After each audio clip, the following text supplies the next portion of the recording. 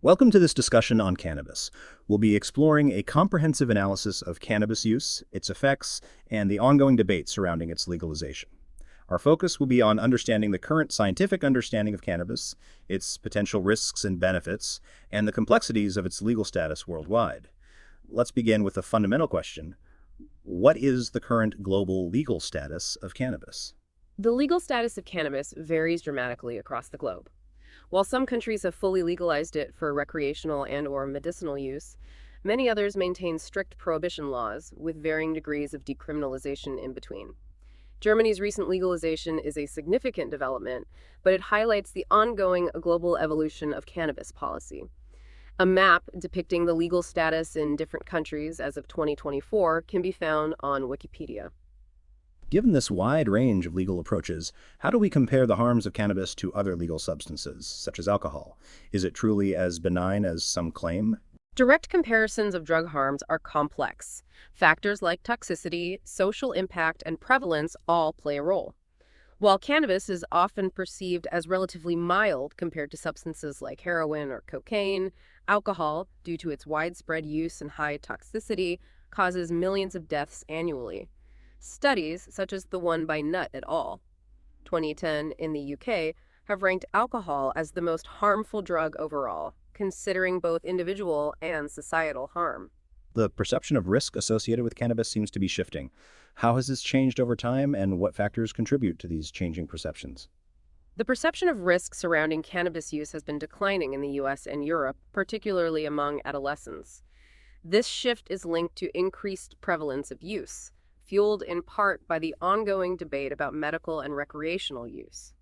The World Drug Report 2021 highlights the correlation between reduced perceived harm and increased cannabis use, although the strength of this association varies across regions. The potency of cannabis products appears to be increasing. What are the implications of this trend for public health? Studies consistently show a significant increase in THC concentration in cannabis products over recent decades, both in legal and illegal markets. This increase is particularly notable in concentrates and extracts, with THC levels exceeding 60% becoming increasingly common. This higher potency is associated with increased risks of harm, including more rapid progression to cannabis use disorder, CUD, and more severe mental health issues. Given the increasing potency and prevalence of cannabis use, what is the current understanding of cannabis use disorder, CUD? Is it a significant public health concern? CUD is a diagnosable mental health condition characterized by problematic cannabis use despite negative consequences. While many users consume cannabis casually without issue, a significant portion, estimates range from 10% to 30%, with some studies suggesting higher rates for regular users, develop CUD. Risk factors include high THC content, frequency of use, and age of onset. The earlier one starts using, and the more frequently they use high-potency products, the greater the risk. How does the legalization of cannabis impact its use and associated harms? Is there a clear causal link? Studies on the impact of legalization are inconsistent. While some show increased prevalence in legalized areas, others find no significant change.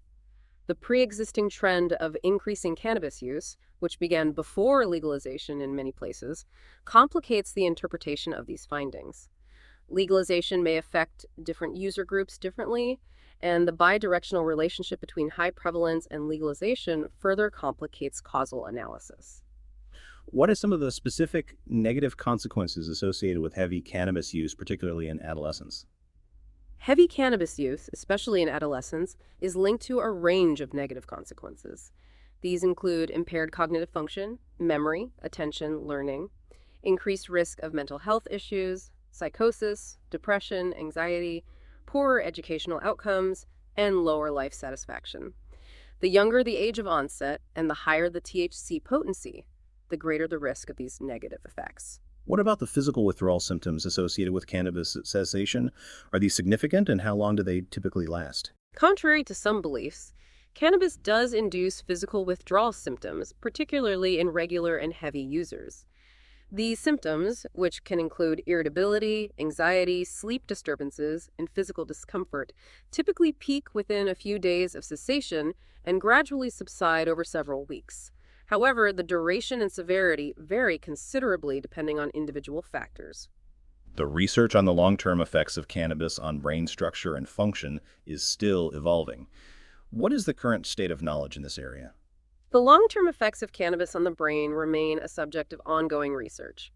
While some studies suggest potential structural and functional changes, particularly with adolescent onset and heavy use, the evidence is not conclusive.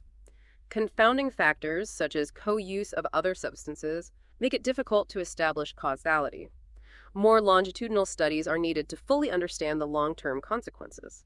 What role does social context play in cannabis use, particularly among adolescents? Social context is a crucial factor, especially for adolescents. Peer influence, social norms, and the social nature of cannabis use itself contribute significantly to both initiation and continued use. For many young people, cannabis use begins as a social activity, but this can transition into problematic use for various reasons. How does the use of cannabis as a coping mechanism for negative emotions, such as loneliness, contribute to the development of CUD? Self-medication with cannabis to cope with negative emotions, including loneliness, is a significant risk factor for CUD. This pattern can create a vicious cycle, where cannabis use initially provides temporary relief, but ultimately exacerbates underlying issues and strengthens dependence. What are some of the key takeaways for the general public regarding cannabis use and its potential risks? Cannabis use carries potential risks, particularly for adolescents and those who use high-potency products frequently. While many use it casually without problems, the risk of developing CUD and experiencing negative mental and physical health consequences is significant. Early onset of use is a particularly strong risk factor.